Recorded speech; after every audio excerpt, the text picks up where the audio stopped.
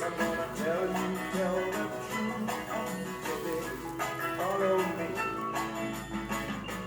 trust me, follow me.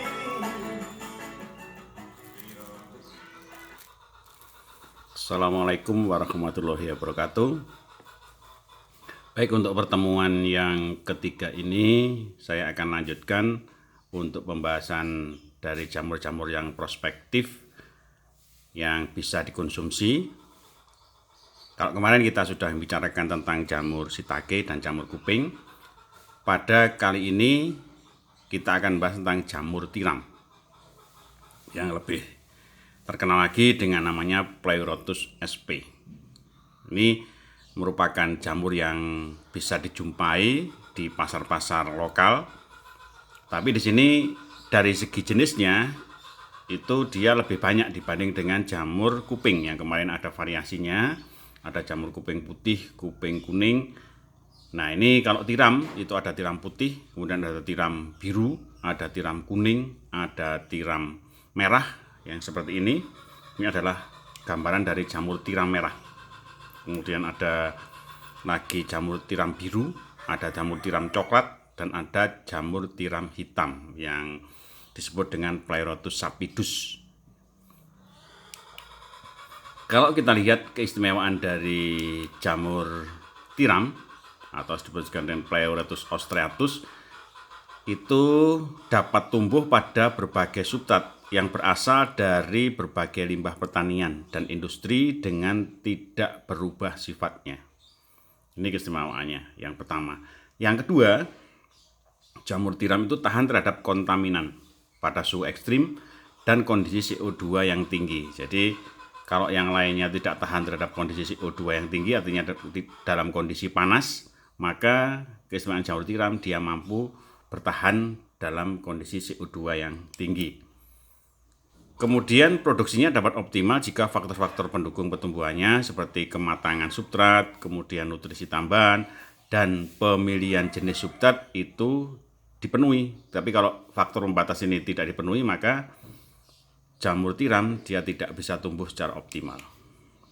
Kalau kita lihat secara morfologinya, bahwa jamur tiram itu bentuknya seperti tiram. Jadi sesuai dengan sebutannya, bentuknya dia seperti tiram.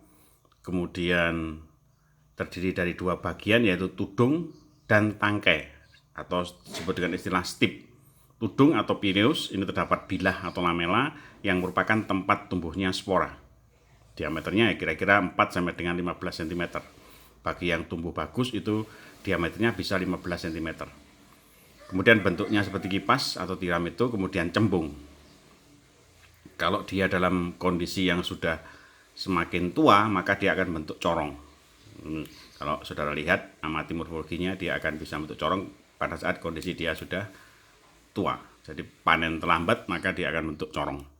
Ini dagingnya berwarna putih bersih, ini yang tiram putih, yang merah ya merah, yang biru ya biru.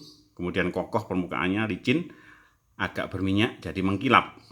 Kemudian tidak lengket. Ini dari segi tudung buahnya.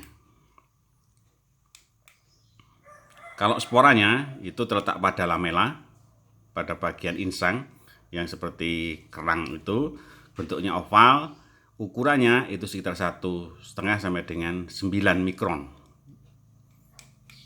Ini bentuk bilahnya. Jadi ini di bawah tudung. Ini tempatnya spora. Dan spora itu kalau kita besarkan begini nih. Jadi yang kelihatan hitam-hitam ini adalah spora. Ini terletak di bawah tudung. Jadi kalau mau melakukan penangkapan spora, berarti dia harus diletakkan, kertas saringnya itu diletakkan di bawah tudungnya ini. Kita biarkan sekitar 5 jam, maka dia akan terbentuk berkas spora, dan bekas sporanya itu, jejak spora itu bisa kita tanam. Ini kalau dia sudah tua, tadi saya sebutkan, dia akan bentuk corong seperti ini. Akan melipat ke atas. Kalau panennya terlambat, kalau masih muda, ini yang optimal, harus segera dipanen. Itu begini nih. Tapi kalau ini terus dibiarkan, dia akan bentuk corong seperti ini. Ini sudah terlambat panennya. Kalau kita lihat namanya itu jamur tiram, itu disebut dengan juga Hiratake, Shimeji, atau Namiko. Nah, ini sebutan-sebutan yang lain. Atau disebut juga dengan oyster mushroom. Sedangkan di Jawa Barat itu orang menyebut jamur tiram putih itu dengan sebutan supaliat.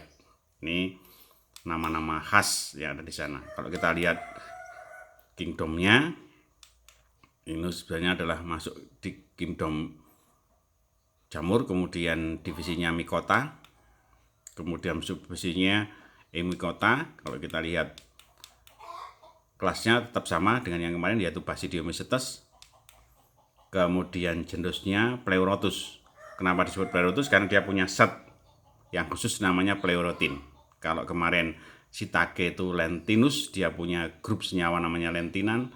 Kalau tiram putih atau golongan-golongan tiram, maka dia punya senyawa yang khas yaitu namanya pleurotin, sehingga namanya jadi Pleurotus.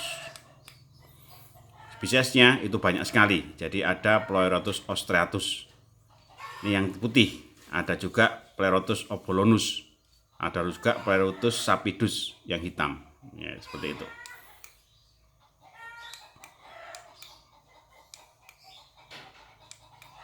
Ini kalau spesies lain, jadi banyak seperti sebutkan tadi. Ada Pleurotus florida,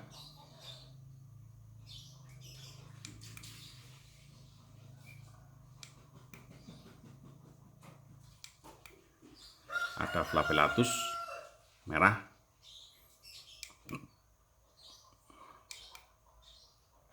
ini yang putih.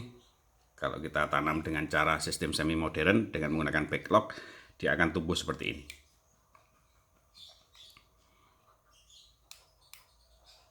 Yang tiram merah, dia menggunakan log, tapi dia lognya digantung, jadi log besar, kemudian dia digantung. Jadi seperti ini hasilnya.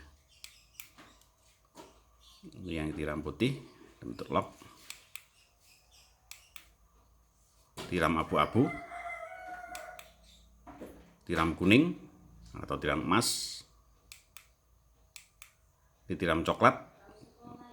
Tiram coklat ini kelemahannya dia tumbuhnya sangat lambat, tapi harganya mahal.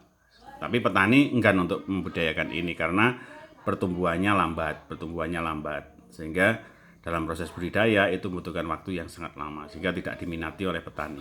Tapi restoran itu sangat membutuhkan tiram coklat ini karena bentuk dagingnya kenyal. Ini tiram biru, warnanya biru, kebiru-biruan.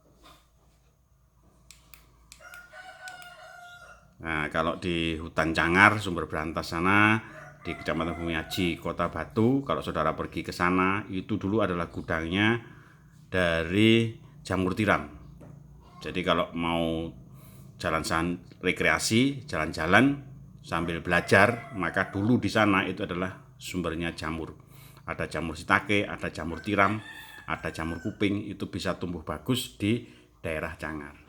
Kalau sekarang saya tidak tahu lagi dengan adanya pencemaran yang kian marak demikian, apakah dia masih mampu tumbuh, atau dengan adanya pemanasan global itu sudah berubah. Kemungkinan tidak selengkap dulu, jadi sekitar tahun 95-an. Nah, ini contoh lab buatan, tapi yang menembak sistem alam tapi menggunakan kerodong. Jadi kayu-kayunya dibiarkan begini, ini nanti akan ditumbuhi oleh jamur.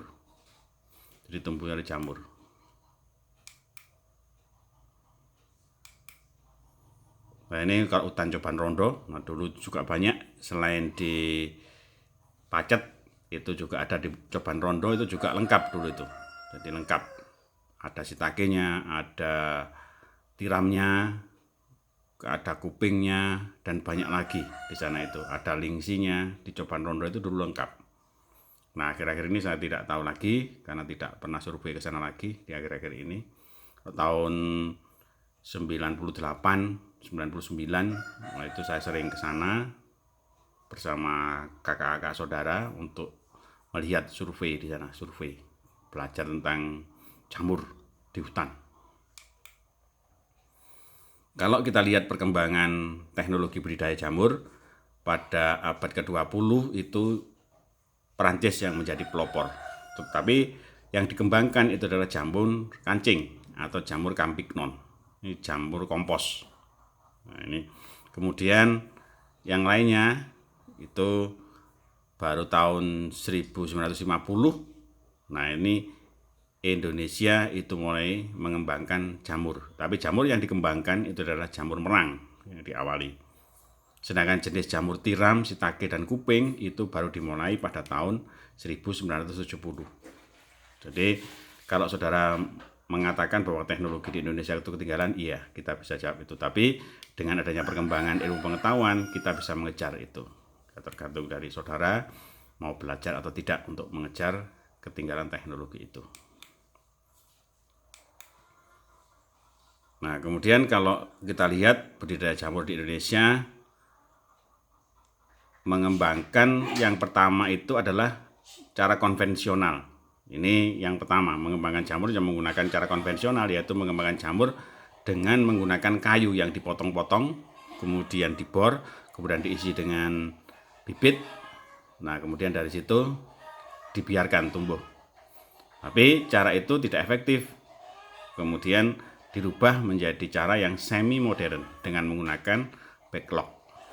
Dengan cara seperti itu sampai sekarang berkembang dengan baik jamur tiram yang ada di Indonesia. Sehingga kalau saudara lihat di beberapa tempat itu banyak berkembang untuk jamur tiram. Nah, saudara nanti bisa praktikum belajar membuat bagaimana jamur itu ditumbuhkan secara semi modern. Nah, ini yang penting untuk tugas pertama bagi saudara. Itu ada beberapa hal yang harus saudara jawab. Nah, silakan saudara catat. Kemudian saudara jawab. Kemudian saudara kumpulkan. Saudara kumpulkan lewat email saya. Jadi di email saya itu ada ags.unisma@yahoo.com. Itu silakan saudara jawab, kemudian saudara kumpulkan lewat itu seminggu kemudian. Jadi minggu depan itu saudara kumpulkan ini. Baik, itu pertemuan ketiga dan beberapa tugas yang harus saudara kerjakan. Mudah-mudahan kita semua diberi keselamatan, bebas dari COVID-19, dan mudah-mudahan semua diberi keselamatan sehingga kita bisa bertemu lagi dalam perkuliahan tatap muka. Demikian yang bisa kami sampaikan. Saya akhiri. Assalamualaikum warahmatullahi wabarakatuh.